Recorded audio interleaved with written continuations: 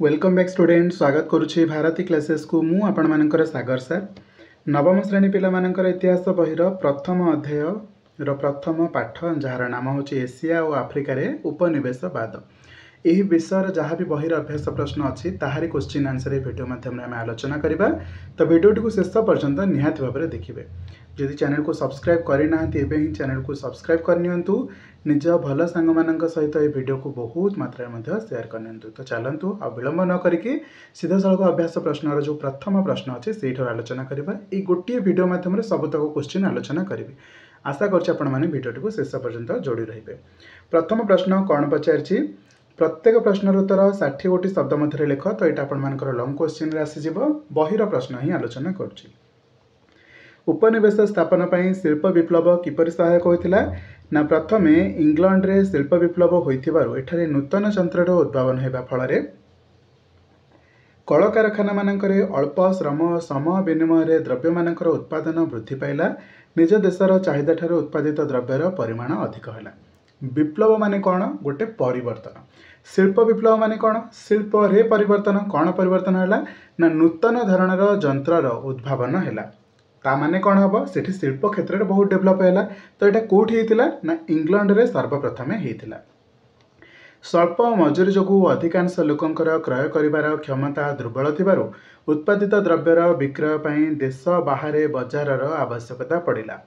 सही समय रे एशिया और आफ्रिका महादेश रे शिल्प विप्लव होई नथिला एवं सेठारे पाश्चात्य देशर उत्पादित द्रव्यर आवश्यकता थिला। यह व्यतीत सेठारे शिल्प ପାଇଁ आवश्यक कंचामाल यथेष्ट परिमाण रे उपलब्ध मध्य होउथिला। यार सुजोग नहीं करी इंग्लैंड प्रभृति पाश्चात्य राष्ट्रगुड़िक निजर उत्पादित द्रव्य को विक्रय ପାଇଁ एशिया और आफ्रिकार बजार सृष्टि करने आरंभ कर यह फल यही देशगुड़िक उपनिवेश गढ़ी उठी। ओके 2 नंबर प्रश्न को जिबा। प्रश्न ख चीना तरबुजर कर्तन कहले कौन बुझ। बढ़िया प्रश्न अटे आंसर लिखा ना कोरिया उपरे जापान रो प्रभाव विस्तार को विरोध करी जापान और चीन मध्य युद्ध है।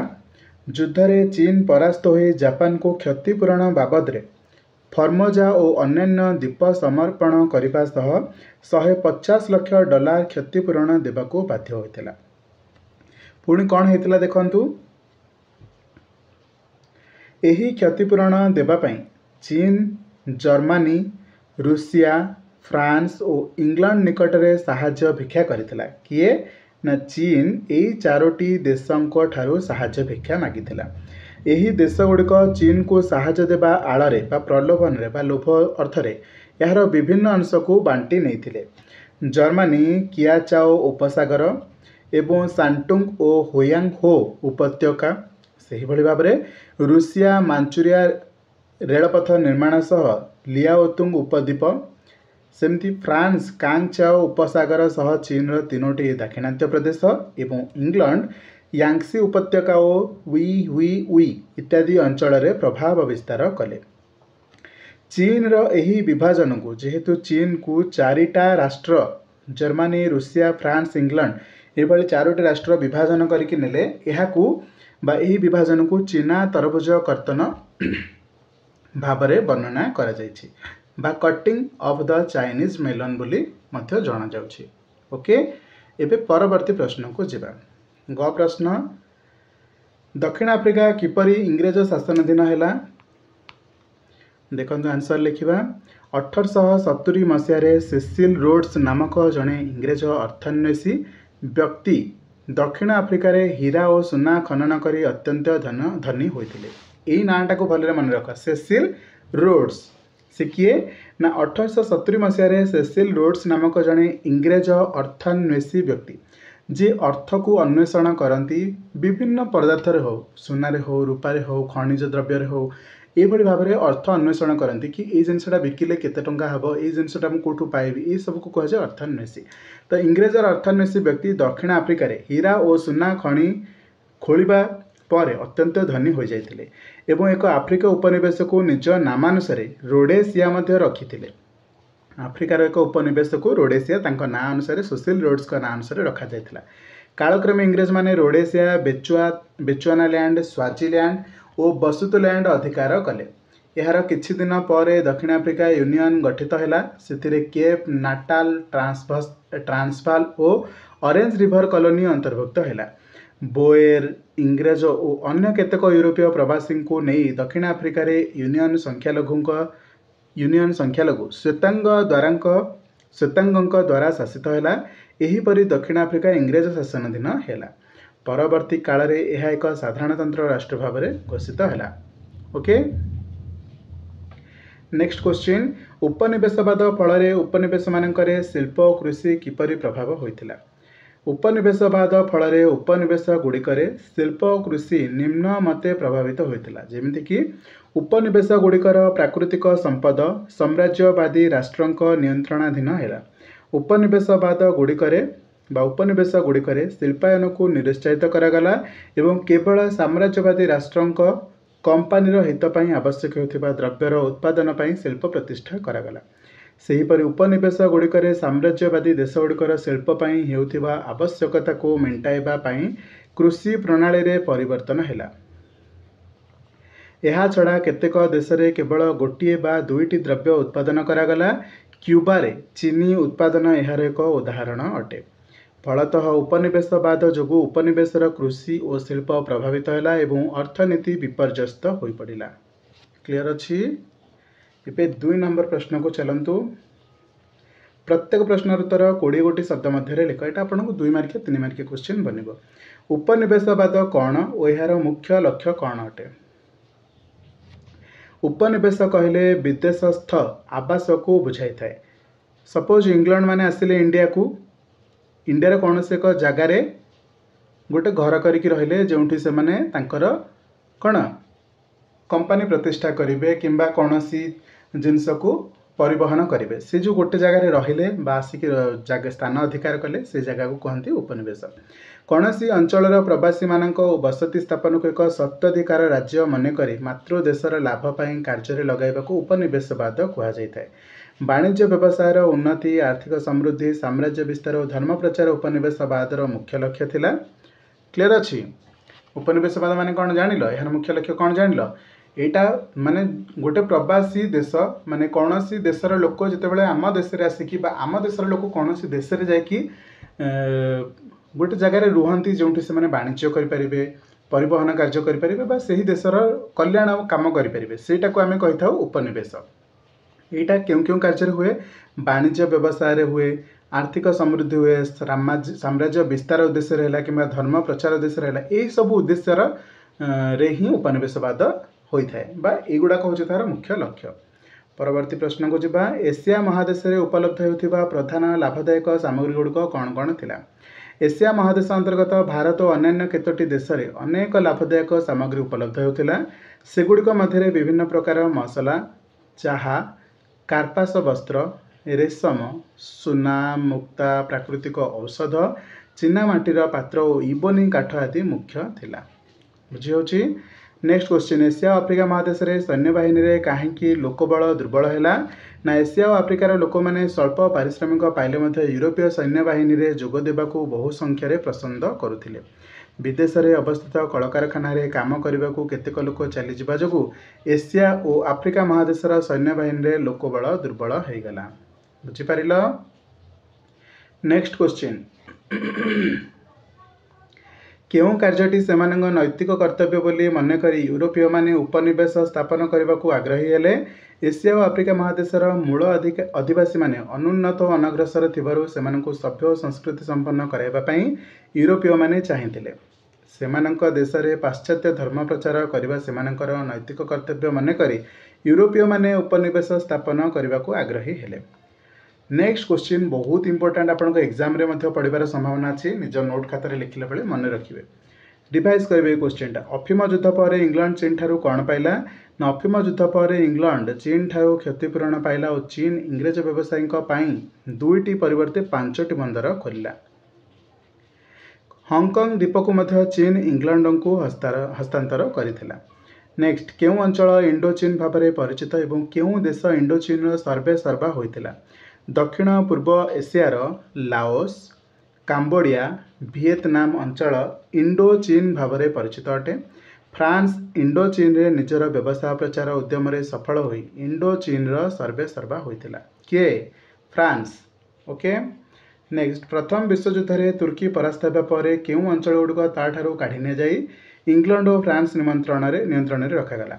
प्रथम विश्वयुद्ध रे तुर्की परास्त हेबा परे सीरिया पैलेस्टाइन मेसोपोटामिया और आरब समेत सुविस्तीर्ण अंचल तुर्की ठारू काढ़ी नि जाई इंग्लैंड और फ्रांस नियंत्रण रे रखागला। प्रथम विश्वयुद्ध रे जर्मनी पराजय पर पश्चिम और दक्षिण आफ्रिका रे थिबा एहार उपनिवेशवाद गुड़िक किपरि विजेता राष्ट्र मानकु बांटी दियागला ना प्रथम विश्वयुद्ध रे जर्मनी पराजय पर एहार उपनिवेश गुड़िक विजेता राष्ट्र मानकु बांटी दियागला। टेगोलैंड कामेरून इंग्लैंड और फ्रांस मध्य भाग करागला। दक्षिण आफ्रिका दक्षिण पश्चिम आफ्रिकार जर्मनी अधिकृत समस्त अंचल इंग्रेज शासित दक्षिण आफ्रिका को दियागला। बुझीगला। नेक्स्ट क्वेश्चन केउं दुई अंचल को टांगानाइका और केनिया नाम रे नामित करा जायतिला। तो देखंतु प्रथम विश्वयुद्ध रे जर्मनी हारिजिबा परे जर्मनी अधिकृत पूर्व आफ्रिका इंग्लैंड को दियागला एवं यह को टांगानाइका नाम रे नामित करागला। इंग्रेज अधिकृत पूर्व आफ्रिका को केनिया नाम रे नामित करागला। क्लियर अछि। आफ्रिकार उत्तर उपकूल रे केउं अंचल एवं काहेकि फ्रांस रो सबुठारु अधिक लाभजनक उपनिवेश थिला।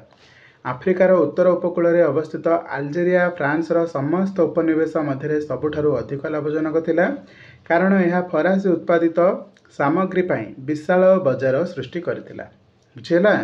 इतक थिला आपण मानकर 2-3 मार्किया क्वेश्चन। एबे आसंतु 1 मार्किया क्वेश्चन 3 नंबर प्रश्न रे अछि।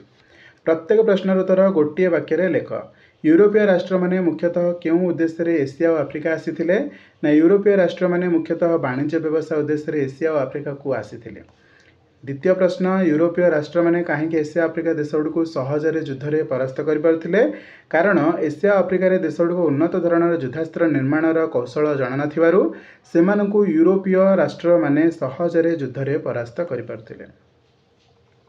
ग प्रश्न केबेठारु भारत इंग्रेज सरकार प्रत्यक्ष शासन अधीन रे रहिला ना 1857 मसीहार विद्रोह पर भारत इंग्रेज सरकार प्रत्यक्ष शासन अधीन रे रहिला।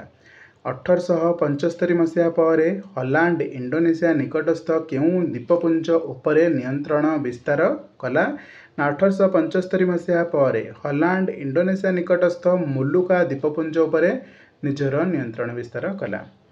नेक्स्ट क्वेश्चन केबे चीन रे राजतंत्र रे उच्छेद हैला ना 1911 मसीहा रे चीन रो राजतंत्र रे उच्छेद हैला। कहा आर्थिक सहायता 1878 मसीहा रे आंतर्जातिक कंगो संघ गठन करा जायतिला ना बेल्जियम रो राजा द्वितीय लियोपोल्ड को आर्थिक सहायता 1878 मसीहा रे आंतर्जातिक कंगो संघ गठन करा जायतिला। बुझी होची। नेक्स्ट क्वेश्चन केप कॉलोनी रो प्रवासी डच अधिवासी माने केउ नाम रे परिचित थिले। केप कॉलोनी रो प्रवासी डच अधिवासी माने बोएर नाम रे परिचित थिले। केबे आबिसिनिया इटालीय सैन्य बाहिनी को परास्त करी इटाली को आबिसिनिया उपरे तार दाबी प्रत्याहार करने को बाध्य करथिला। आउथरे प्रश्न पड़ुछि मन रख। केबे आबिसिनिया इटालीय सैन्य बाहिनी को परास्त करी इटाली को आबिसिनिया उपरे तार दाबी प्रत्याहार करने को बाध्य करथिला ना 1896 मसीहा रे आबिसिनिया इटालीय सैन्य बाहिनी को परास्त करी इटाली को आबिसिनिया उपरे तार दाबी प्रत्याहार करने को बाध्य कला। नेक्स्ट क्वेश्चन फरासी माने क्यों मसीहा रे मोरक्को अधिकार करथिले। 1900 मसीहा रे फरासी माने मोरक्को अधिकार करथिले। 19 शताब्दीर शेष भाग में जड़े सुदानीय नेता निजको कौन भावे घोषणा करी सुदान उपरे इजिप्ट और इंग्लैंड नियंत्रण को उच्छेद करथिले ना 19 शताब्दीर शेष भाग में जड़े सुदानीय नेता निजको माहदी भावरे घोषणा करी सुदान उपरे इजिप्ट और इंग्लैंड नियंत्रण को उच्छेद करथिले। एबे 4 नंबर प्रश्न को चलतु। प्रत्येक प्रश्न रे दिया जाइथिबा 4 गोटी विकल्प मध्यरु ठीक उत्तरटी संगे तार क्रमिक नंबर बाछि लेख। ओके केउं व्यवसायी आफ्रिकार बा केउं व्यवसाय आफ्रिकार सबुठारु बेसी लाभदायक थिला। दास व्यवसायटी आफ्रिकार सबुठारु बेसी लाभदायक थिला।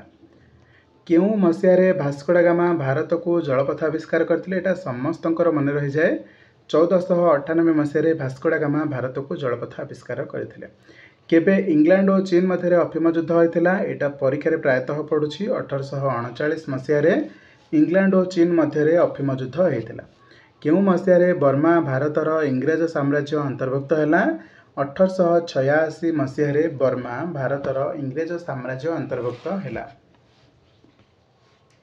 कोरिया केबे जापान एक उपनिवेश है ना 1910 रे उपनिवेश है कोरिया 1910 रे जापान एक उपनिवेश है। नेक्स्ट क्वेश्चन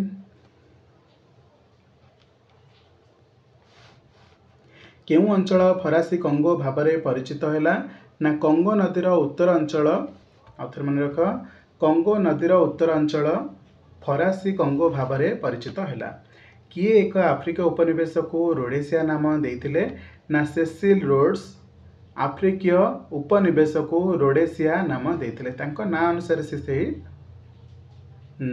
यहाँ को उपनिवेश को रोडेसिया नाम देते ट्यूनिसिया केउं देशर दखलभुक्त होता यह फ्रांस देशर दखलभुक्त होता किए सुएज केनाल खनन पर फ्रांस एक कंपनी को दायित्व देते ना इजिप्टर गवर्नर सुएज केनाल खनन पर फ्रांस एक कंपनी को दायित्व देते केउठारे वन वैषम्य सबुठारु अधिक घृण्य अवस्था थिला दक्षिण आफ्रिका रे ओके दक्षिण आफ्रिका रे वन वैषम्य नीति सबुठारु अधिक घृण्य अवस्था रे थिला।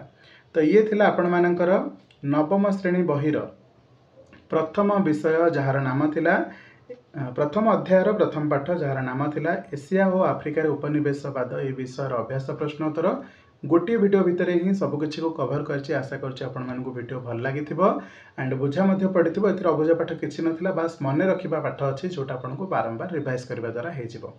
तो चैनल को सब्सक्राइब करिकि ही जिवे निज सांग मानक सहित वीडियो को शेयर मध्ये करिवे एंड हाँ सतरे जदि वीडियो भल लागिछि वीडियो को लाइक करिवे कमेंट सेक्शन में पचारिवे नेक्स्ट वीडियो रे आपनकर केउ विषय को आलोचना करबा रहिली वीडियो को शेष पर्यंत देखिथार बहुत बहुत धन्यवाद थैंक यू सो मच जय जगन्नाथ।